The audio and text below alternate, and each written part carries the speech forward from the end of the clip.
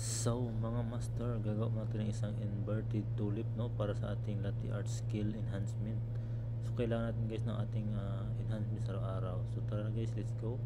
Inverted tulip po ang ating gagawin. So yan, una ganyan muna gawin natin. Harap ka ng 3 layer, 4 na layer.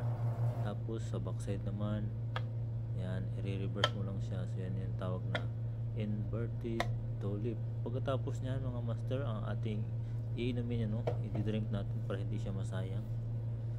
So yan, tapos na tayo sa inverted tulip. So yan guys. So tara guys mga master, inumin natin yan, magkakape tayo para hindi masayang yung ating kape. So yan na nga. So let's go. Before tayo mag-work mga master, magkape muna tayo at ang ating nilatte art ni-enhance ay ating kakapihin. So ayan,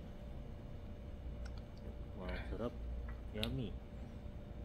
Yes, so thank you for watching mga master.